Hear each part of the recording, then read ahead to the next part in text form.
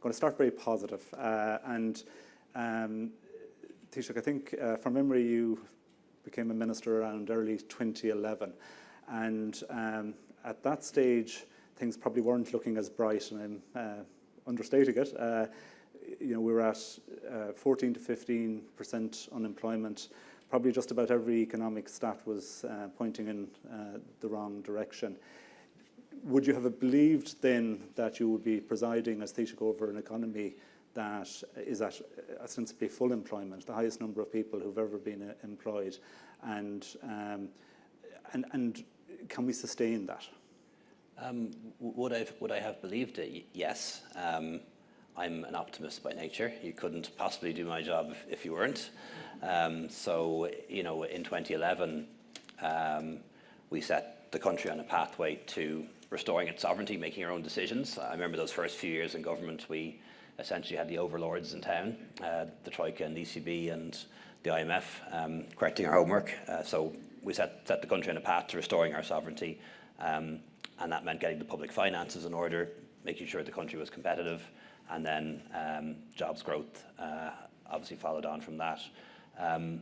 What I probably didn't think was that we would bounce back as quickly as we did. So the public finances were in pretty good order again within 3 years, and then obviously we reached and exceeded full employment really a number of years ago at this stage. So I think if I knew what I know now, there are decisions that we've made that we would have made sooner. So we've really ramped up capital spending, investment in infrastructure since 2018. If we'd known that we were going to bounce back so well and so quickly, both from the crisis 12 years ago and the pandemic, we would have done more sooner, which is why I've spoken before about one of the biggest risks, I think, in policy making is excessive caution. And you'll always have civil servants and advisory bodies advising caution, but there's a cost to excessive caution.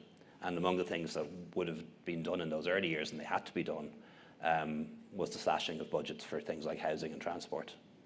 And there's a cost to that, and we can see what that cost is.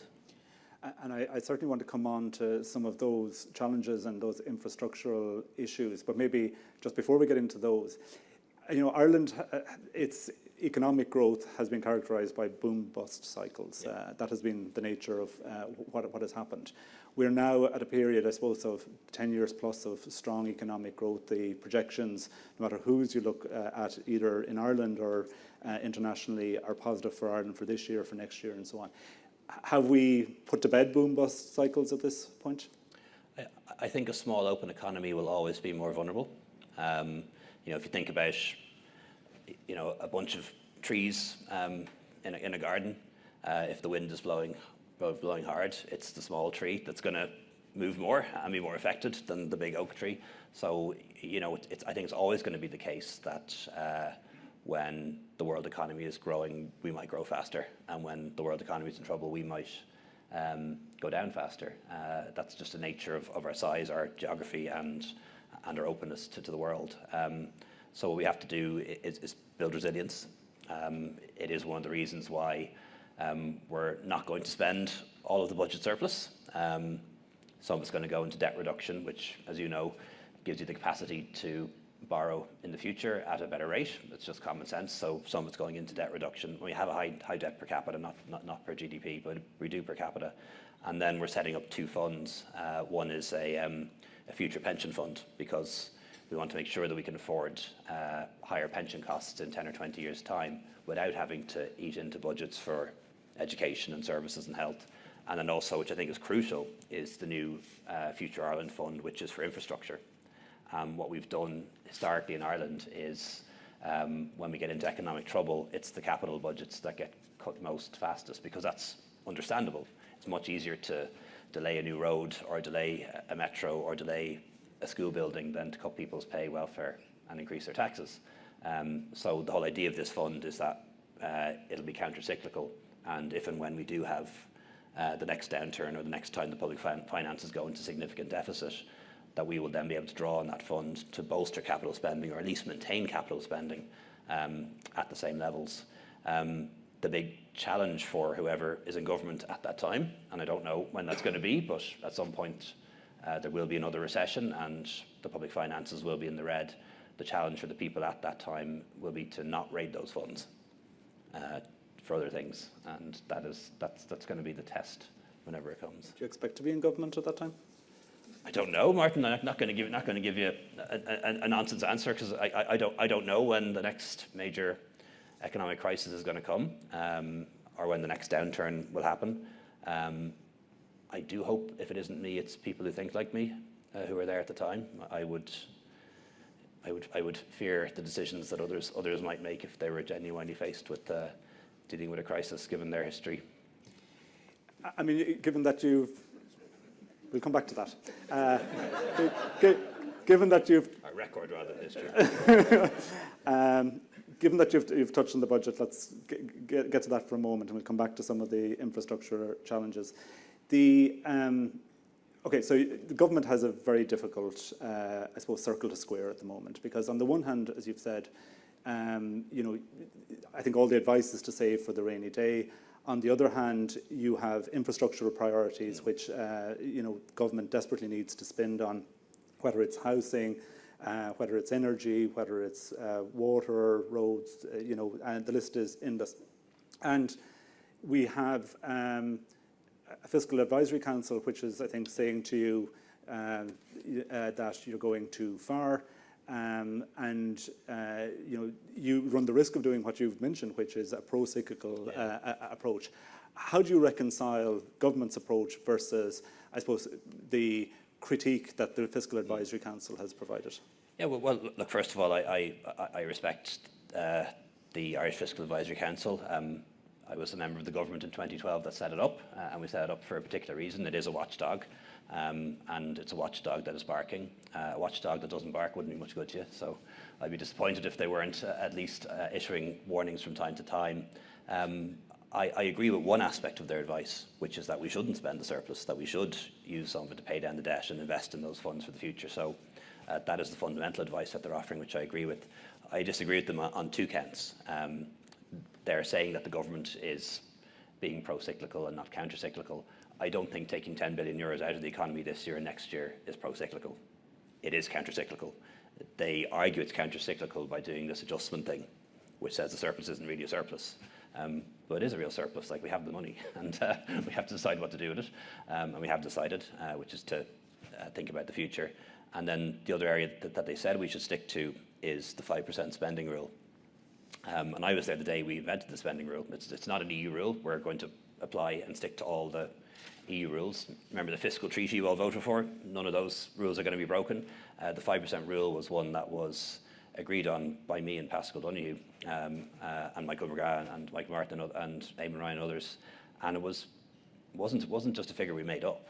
It was based on inflation being at around 2%. So 2%, to keep up with inflation, and then 3% to account for demographics and the fact that every year we want to do a little more, improve services. But inflation isn't 2%, it's running at 5%. So sticking to that rule doesn't make sense in the current environment, and that's why we're going to go for something like 6.2% next year. But that will still be tight. So much of the money that's available to us to allocate in the budget in 2 weeks' time will be taken up by inflation. Just you all know this. Just it costs more to do the same thing now, and it only leaves a relatively small amount of space to make genuine improvements. And that's the regret in some ways, that we don't have more space to make genuine improvements. But if we bring inflation down, I think that creates a better chance. And you have demands obviously across the board from both in terms of capital spending, but also current expenditure, and many of them very legitimate demands. Do you believe there's a disconnect between, I suppose, the macroeconomic figures that we see in the very strong growth and people's real lived experience on the ground, and again the inflation that they're experiencing and so on? And how much does that factor into your prioritisation for the budget? Yeah, well, look, I think everyone's lived experience is different. We talk about the cost of living as if the cost of living was the same for everyone, and it's not, of course. If you're renting, the cost of living is different to if you own your house. If you've got children and you're paying for childcare or putting kids through college, the cost of living is very different to somebody whose kids are grown up or don't have them at all. So I don't think anyone can dispute, though, that generally speaking, over the past 10 years, living standards have improved. You know, almost everyone is working. Living standards, pay is higher. What has happened, though, in the last year or so, is that for a lot of people, for the first time in a long time, the cost of living rose faster than their wages. So we had a genuine reduction in real earnings in the last year or so, and that hasn't happened since 2014. And that is, you know, and you can see that reflected in electricity arrears going up, and some of the kind of debts that people are getting into. But we can help with that. And you know, I always say there's three aspects to a household budget. There's how much you earn, how much you get to keep after tax, and how far the money goes. So how do you help? Higher wages, reductions in income tax and USC, so people get to keep more of what they earn, and then reducing the cost of living where the government can really influence it. So that's areas like childcare, school books, public transport, helping the money to go further. But can the budget, or can the government do everything? No. No. No, unfortunately. And I think sometimes, you know, there's different political cultures in different countries. You know, America's very individualist. A lot of people, not all, but a lot of people in America, you know, want the government to get out of their way. You've quite statist political cultures as well, where people think the government should do everything. Ireland can be a bit strange. There's certainly a group of people in Ireland who would blame the government for all the country's problems, and yet at the same time think the government is the solution to all the country's problems. But of course, that can't tally. Yeah. We're neither the cause of all the problems nor the solution to all the problems, but we can make the general environment a better place. So I'm not going to ask you what's in the budget, unless you really want to reveal it, in which case we're all ears. But just at a high level, what are your priorities in the government in terms of themes? And maybe you've already, I think, settled on the tax expenditure piece. Beyond that, what are the priorities from your perspective? Yes, so really three main priorities. You know, one is to help people with the cost of living and make sure that real earnings rise again. And I've kind of outlined how we can do that.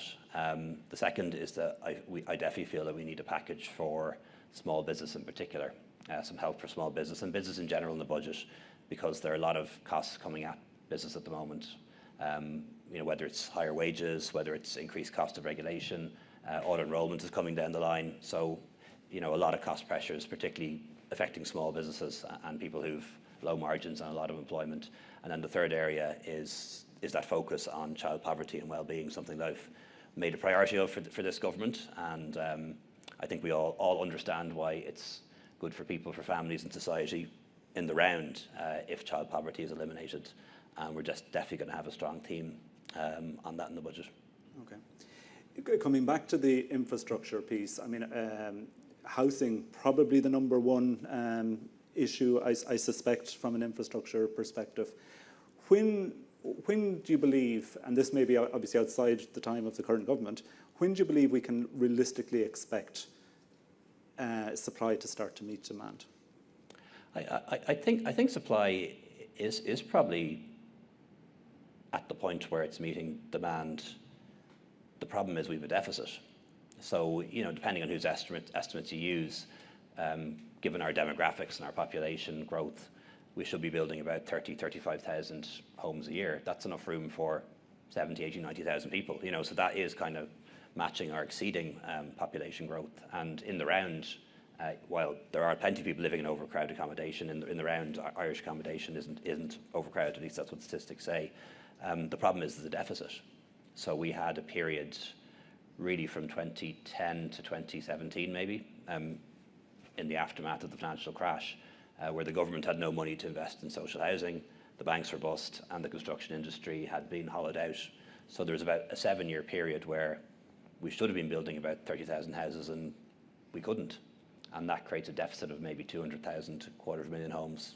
And that's what we're not yet eating into. And that's why I think we need to get up from 30,000 this year to a higher figure. But I think we're at the point where we're meeting the increased demand in terms of the demographic demand, the increase in population. But to actually get the deficit down, we need to be hitting 35, 40, 45,000. And I think that we can get that point in the next couple of years. You mentioned earlier that, on reflection, if you knew the economy was going to recover as quickly, that investment in infrastructure may have happened more quickly. So the investment part is one thing, and that, obviously that investment piece can still happen now, albeit that it's maybe more difficult in an inflationary environment. Are there lessons learned around the execution in terms of large infrastructure? Yeah, well, but the way I think about it is in 12 years that I've served in government, we've had 3 major external shocks. One, the global financial crisis and the banking crisis here. The second was Brexit. And the third, the pandemic.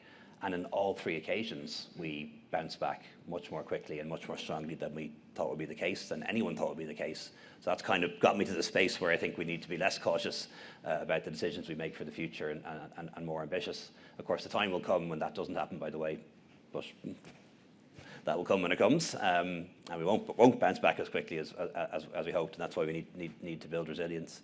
I think there are a lot of lessons learned on big projects, but big projects are always hard to do. My first job in government was as transport minister, and some projects like Lewis Cross City, connecting the 2 Lewis lines in the city centre, that was done pretty quickly. Largely because we had experience at doing it, because of the other Lewis lines.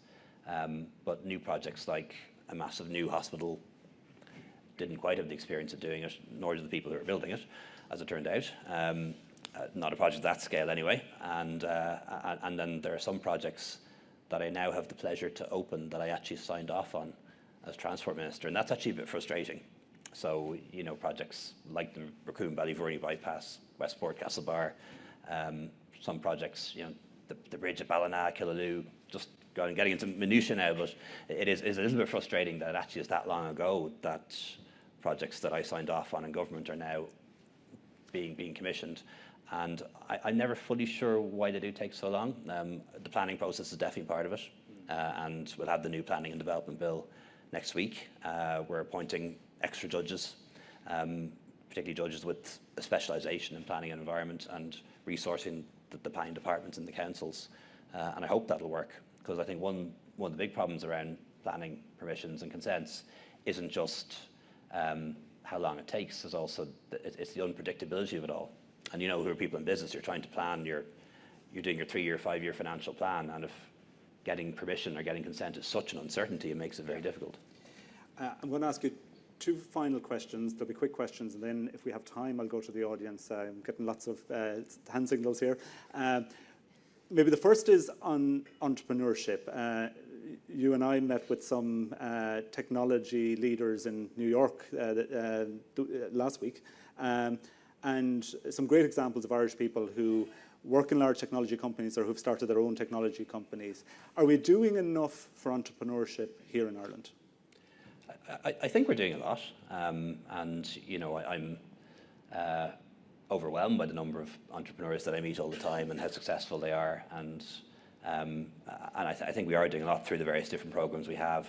I do think one issue that comes up a lot is access to finance, and I know Enterprise Ireland and others have taken a lot of actions in that space, but still the case that a lot of people have to go to the west coast of the US or have to go to other parts of Europe to get finance for their projects. But we're only ever going to be a very small capital market here, so I think there's a degree of realism around that too. Some tax changes I think might help as well, but they're not decided yet, so I won't say any more. Okay, but they're on your mind. They're on my mind. Okay, and I'll be absolutely slaughtered if I start speculating about tax changes in the budget publicly. So I won't. Final question, back to my old bailiwick, and my former chair, Frank Ryan, is in the audience. Do we take foreign direct investment for granted now? I know I've heard you speaking before where it's seen us through several shocks and so on. Do we take it for granted? No, certainly government doesn't. And we understand how FDI and trade, not just multinationals, but also the food sector, the tourism sector, they were the ones that lifted us out of recession 10, 12 years ago, and never take it for granted. And you'll know from your time in IDA, the Taoiseach's office is always open to people, and I think it's a big plus that Ireland has is that senior people in big companies, big investors feel that they can talk to government, feel they have access to government, feel they have a body like IDA to manage the relationship. And certainly, in decisions that I make at European level, always making the case for trade, which is quite difficult at the moment, but always making the case for open markets and for free trade and free trade agreements. My concern, I don't want to get too political on this, is that there are people in Ireland who I think do take FDI for granted and just think it'll be there to pay the staff and pay the taxes and carry out the investments, no matter how it's treated. And one thing a very wealthy person said to me once, he said to me, I'll never forget it, I was first-time minister at the time, he said to me, wealth goes where it wants to, and it stays where it's treated well. And if we were to stop treating multinationals well and stop treating business well, whether it's big or small, money and jobs and trade will go elsewhere. Okay. Have I time for 1-2 questions? Yeah, one. Okay. Anybody wishing to ask a question? Amanda, the floor is yours. Hi, Taoiseach. Amanda Ward, Grant Thornton. Delighted to have you here, and thanks for your time today. A question in relation to the Irish sustainability agenda.